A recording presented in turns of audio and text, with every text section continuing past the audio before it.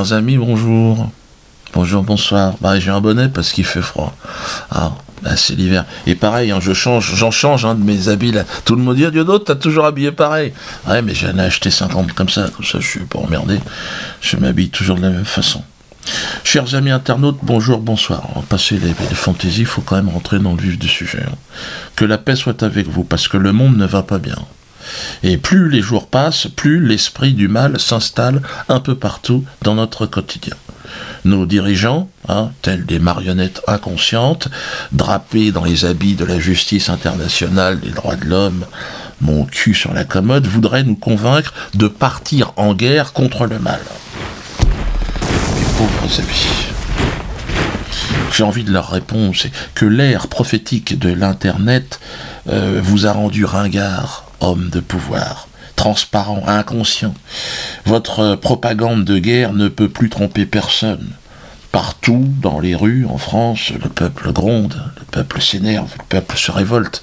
Le peuple dans la rue, arrêté, en garde à vue, la police perquisitionne, l'armée se déploie, enfin bon, n'importe quoi. Changement, oui, c'est maintenant. La justice, qui est le dernier rempart de l'illusion démocratique, s'effondre, carrément. Des juges se suicident, on n'en parle pas, hein. Des avocats s'entretuent, là, il y en a un qui a tiré sur son bâtonnier, je sais pas quoi. Mon propre avocat, François d'Angléan, ben lui, il a été victime d'une exécution sociale. Ils l'ont interdit de travailler pendant 5 ans. Le conseil de discipline comporte 48 membres. Monsieur, je vois qu'ici, ça n'a pas expliqué. Monsieur, allez prendre la place qui est là. Toi aussi, prends la place qui est la tienne. Tu n'es pas président du conseil de discipline. Tu n'es qu'un faussaire des dons. Un gangster. Ne me tutoyez pas, monsieur. Je te tutoie parce que depuis Saint-Louis, les faussaires, on les tutoie. C'est comme ça. Et les droits de l'homme, le droit au travail, on s'en fout. François Hollande est allé à la CEDH, il a dit tout ça c'est du passé.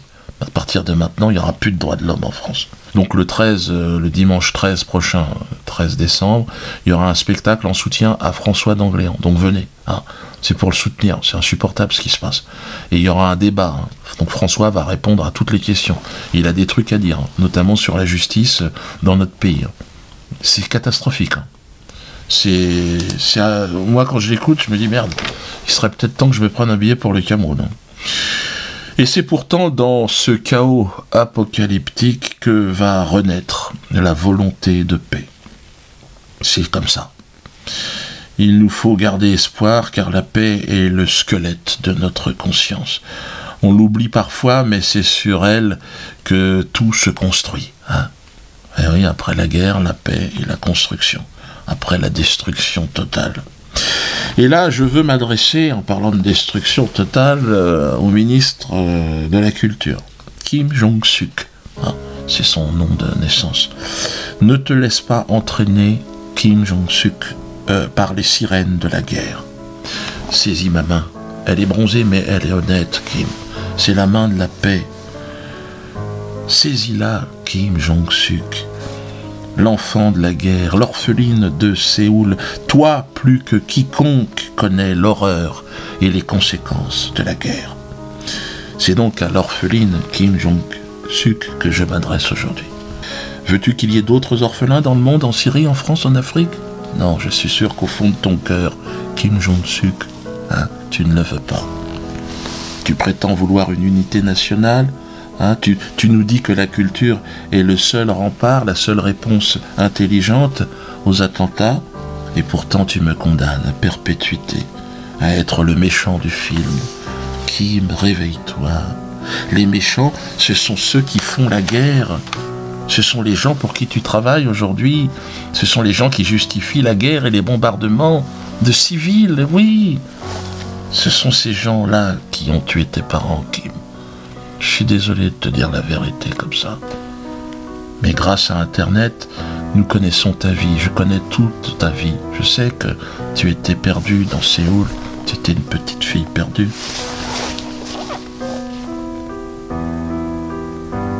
Tu ne seras pas toute seule. Tu remontes en ce moment. Tu revois les images quand tu avais 6 mois, tout ça. Sois courageuse. Rejoins le courant de la paix. Tu as mal conseillé. L'actuel gouvernement te pousse à la guerre et au mensonge. Car quand tu me réponds, ce n'est pas la Kim que je connais qui répond. Non, c'est la Fleur Pèlerin, hein, la petite Asiate domestiquée, la négresse de service, version coréenne. On dit sur Wikipédia, parce que je regarde, que tu es la première ministre française d'origine asiatique. Ouais, mais c'est tout ce que t'es, hein. Ton œuvre se résume à ça, hein, Fleur. Première ministre asiatique. Mais tu peux changer les choses, tu peux écrire l'histoire toi aussi. Tu peux devenir le premier ministre, la première des ministres à vouloir la paix et à le crier haut et fort aux côtés d'artistes, hein, comme moi, mais comme Stevie Wonder aussi, comme plein d'autres. Nous te tendons la main. En plus, tu m'obliges à te répondre et à répondre à tes mensonges. Enfin, les mensonges de Fleur, en fait. Ce triste personnage que la vie t'a obligé à incarner. Fleur Pèlerin est une menteuse. Et tu le sais bien, Kim Jong-suk. Hein? Aucune subvention du ministère de la Culture à Dieudonné. Hein? Mais un droit de tirage automatique. Qu'est-ce que tu racontes? Tu n'y connais rien en plus de ça. Tais-toi, Kim. Qu'est-ce que c'est qu'un droit de tirage? Définition, les Français ont le droit de savoir. Le droit de tirage est une aide destinée à soutenir l'activité de production de spectacles. Voilà ce que vous m'avez offert. Alors ne mens pas, hein. En l'occurrence de mon dernier spectacle, Dieudonné en paix. En paix et en tournée dans toute la France. Et oui, Kim. Hein, je serai en tournée dans toute la France grâce à toi aussi. Tu as un petit peu participé, donc je te remercie. Hein. Deuxième mensonge, elle prétend que c'est automatique, cette aide. Oh bah merde! Ça fait 20 ans que je fais ce métier, c'est automatiquement qu'on aurait dû me donner 27 000 €. Écoute, il n'y a rien d'automatique là-dedans. C'est faux. Puisqu'en plus de ça, c'est réservé aux entreprises affiliées au CVNV. Tu crois que les autres y ont droit? Demande aux autres artistes, ils n'ont pas droit la plupart. Et jusqu'à présent, moi je n'avais bénéficié évidemment à jamais de ce genre de choses. Parce que l'ancienne ministre Aurélie Filippetti m'avait exclu du champ d'application, figurez-vous. Oui, en annonçant publiquement que je n'étais pas un artiste et ce que je faisais n'était pas du spectacle, c'était des meetings de la haine. Dieudonné n'est plus un artiste et ce n'est ni un artiste ni un martyr. Je considère que Dieudonné n'est plus aujourd'hui un artiste ni même un humoriste. Il a franchi toutes les limites, il se comporte comme un militant politique, un militant d'extrême droite, un militant négationniste. Il faudrait savoir, mettez-vous d'accord les gars. Alors mes avocats ont fait des demandes à tout le monde, hein, et c'est grâce à la nouvelle direction du CNV, hein, nommée par décret par le président de la République, et en la personne de Philippe Nicolas, hein, heureusement qu'il était là, hein, qui a été nommé par François Hollande, que j'ai acquis officiellement le statut d'artiste. Avant, je n'avais pas ce statut-là. Et là, il a été très courageux, Philippe Nicolas, il faut que je le remercie. Il a été contre donc cette constatation de l'ancien ministre qui m'avait refusé ce statut-là. Il a dit non, Dieudonné est un artiste, pour nous ça ne fait aucun doute. C'est Jean-Christophe Bonneau aussi qui l'a... Ouais, du CNV, ils l'ont tous dit. Valérie François, je ne sais plus comment il s'appelle, c'est lui qui m'a fait le chèque, parce qu'il a dit tu es un artiste, il n'y a pas de raison, tu as même droit que les autres. Pour moi, cette décision a changé ma vie, hein. Je suis passé du statut de militant de la haine à humoriste. Et là, c'était au début de l'année, ça, hein. Reconnu par l'État. Hein. J'attendais ça depuis 20 ans. Et puis ça m'a ouvert des droits, donc les droits, ce sont les aides. Quand elle dit que je n'ai pas d'aide, mais attendez, regardez ça. Sur proposition de la commission, donc le conseil d'administration, 27 000 €, tout ça c'est qui? Alors elle me dire qu'elle n'était pas au courant, c'est quand même bizarre, parce qu'en plus de ça, cette décision, elle a été prise lors c'est une commission, hein, qui me l'a octroyée, et donc les membres de cette commission sont composés en grande partie de membres du ministère de la Culture. Donc ce qu'elle dit, c'est n'importe quoi. Puis alors après, donc elle se déchaîne, hein, la ministre. Devient hystérique à mon endroit, elle dit ni parrainage, ni soutien, ni du ministre, jamais, pour un multirécidiviste de la haine professionnelle de l'injure antisémite. Ouais, c'est comme ça, pour elle, je suis ça. Donc là, je vais être contraint quand même, Kim Jong-suk, à te poursuivre pour diffamation. Bah, il va falloir que tu prouves ce que tu dis, hein. Tu peux pas dire n'importe quoi indéfiniment. À moins que tu me présentes des excuses. Et à ce moment-là, je n'irai pas devant la justice.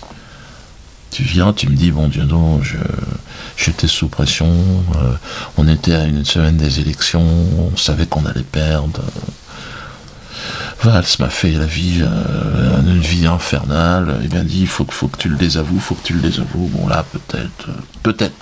J'ai pas dit, Kim, j'ai pas dit que c'était sûr, mais bon. Je suis quand même sensible, évidemment. Hein. J'ai dans un coin de l'esprit la petite fille perdue dans les faubourgs de Séoul. Bref, tissu de mensonges encore, quand tu dis ni parrainage, ni soutien, jamais. Mais je dis calme-toi. En plus de ça, tu fais référence au Festival international pour la paix, qui regroupe avant tout les familles de victimes, et puis des artistes internationaux et nationaux, de renom.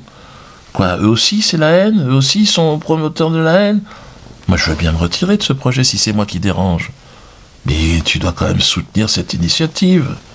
Tu dis je veux bien soutenir cette initiative mais sans Dieu donner. Et là je m'effacerai. Hein, partirai. Puis est-ce que tu peux le faire présenter par Conchita Wurst ou n'importe qui? Quelqu'un qui a une barbe et des nichons. Bon, c'est encore autre chose, mais non, encore une fois, si c'est ça la culture que tu... Pourquoi pas? Encore une fois, je ne suis pas là pour m'imposer dans un projet comme celui-là. Mais je trouve que cette dynamique de paix dans laquelle je suis, tu ne la respectes pas. Renseigne-toi. Dans mon spectacle En paix, ce spectacle donc qui est aidé par le ministère de la Culture, eh bien, dans ce spectacle En paix, il faut que tu viennes le voir, parce que tu ne sais pas, je suis en communion par le rire et dans la paix avec les spectateurs. Ce n'est pas un artifice, c'est la colonne vertébrale de ce spectacle, la paix. Hein. Contrairement à toi, en plus, j'ai envie de te dire, Kim, je n'ai plus rien à prouver. J'appartiens déjà à l'histoire de la culture de la France. Tu le sais d'ailleurs. Hein. Dans le secteur qui est le mien, l'humour, bon, bah, il y aura eu avant et après Dieudonné Mbala. Hein. Ils vont faire des films, ils vont faire des trucs là-dessus. Mais toi, qu'est-ce que tu auras laissé dans l'histoire de la culture de ce pays? Hein, Kim? Réfléchis. Ton mouvement politique est à l'agonie, là on va voir, mais bon, s'il est évident que tu vas disparaître, tu ne seras peut-être même pas ministre de la Culture quand le montage de cette vidéo sera terminé. Bon. C'est pour ça, réagis au plus vite possible. Donc ton parti va disparaître, et puis toi aussi, dans l'histoire, tu n'auras pas existé. Personne n'y demande, de toute façon, je n'irai pas voter aux prochaines élections. Oh, ça suffit. Vu les signaux qu'ils nous envoient, oh bon, non, moi je ne veux pas voter. Mais je pense qu'on sera une grande majorité à ne pas les voter. Au premier tour. Bon, faut peut-être se dire que peut-être au deuxième tour, hein, s'il y a moyen de leur mettre un peu la pression, on va se mobiliser. Peut-être que je ferai une intervention entre les deux tours. Hein, donc, en attendant, venez voir mes spectacles, rigolons, et puis préparons ensemble ce grand festival pour la paix. Donc on va s'organiser avec ou sans. Hein. Si le ministère de la Culture veut récupérer l'initiative, bah, qu'elle y aille, je m'en fous, moi, c'est pas ça. Je leur donnerai les numéros de téléphone. Hein, bon, faut voir qui présente aussi, peut-être, après vous verrez avec les artistes qui se déplacent. Mais bon, en tout cas, si on n'a pas cette aide, on continue. Hein, et donc, dans les mois qui viennent, ce festival aura lieu. Et là, je vous dis rien. Donc, Stevie Wonder, vous le savez. Puis, il y a Roger Waters, on attend. Ouais, je vous dis pas tout. Mais ça va être un gros truc. Parce que c'est un petit peu comme à l'époque de la guerre du Vietnam. Il y a tout un tas d'artistes qui sont sensibles aujourd'hui à la paix et à l'élan de paix. Et je suis content. Et on en a côtoyé beaucoup, là. Et ça arrive. Donc, allez, je me prépare, parce que c'est pas le tout, mais...